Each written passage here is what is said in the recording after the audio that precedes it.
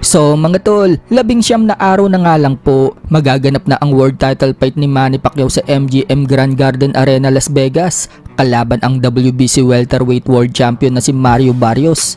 Desidido talaga si Manny Pacquiao mga tol na manalo dito kay Barrios at maging world champion muli sa edad na 46. Sa latest training po ni Manny Pacquiao, makikita mga tol na mukhang bumalik na ang bilis at footwork niya habang nagsha-shadow boxing po kasi ito sa ibabaw ng ring.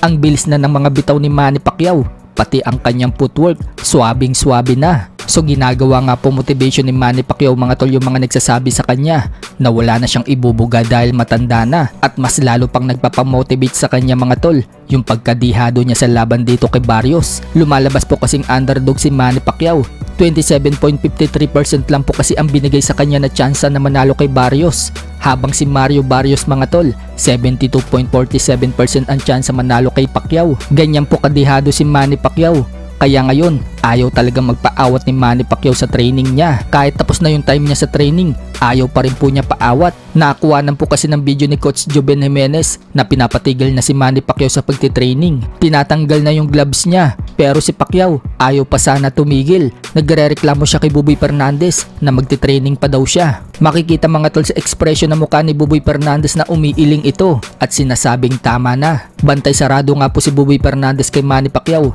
dahil kung wala siya, hindi papaawat si Manny Pacquiao sa training. Bagay na ayaw ni Buboy Fernandez dahil baka masunog si Manny Pacquiao sa training. Hindi na kasi pwede yung dating ginagawa ni Pacquiao noong kabataan pa niya na talagang patayan yung ensayo.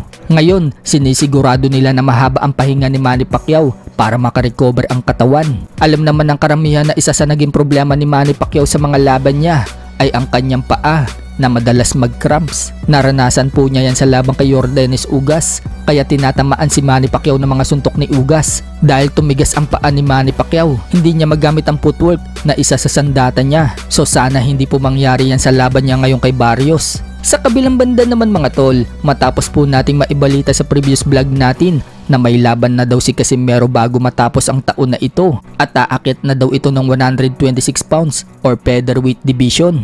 Yan po ang sinabi ng head coach at kapatid ni Cuadro Alas na si Jason Casimero. Sa isang live naman po sa isa sa team ni Casimero na si Kuyang Joseph, sinabi daw sa kanya ni Cuadro Alas na pinapangako daw nito na hindi daw siya matatalo. Ayaw nga daw matalo ni Casimero dahil kapag natalo daw si Casimero, magre-retiro na lang daw ito. Dagdag pa ni Kuyang Joseph, tatapusin lang umano ang suspension ni Casimero sa October at makakalaban na daw muli ito sa bagong promotion. Wala namang binanggit mga tol kung ano yung bagong promotion ni Cuadro Alas. Ayaw niya matalo. And kung siya matalo, mag-retire na daw siya. From what I've heard. Sa ibang balita naman mga tol, Lamont Rhodes Jr. sinabing pagkatapos umano ng rematch nila ni Gervonta Tank Davis sa August, ang susunod umano niyang lalabanan ang mananalo daw sa Brian Norman Jr. versus Devin Haney na magaganap naman sa November.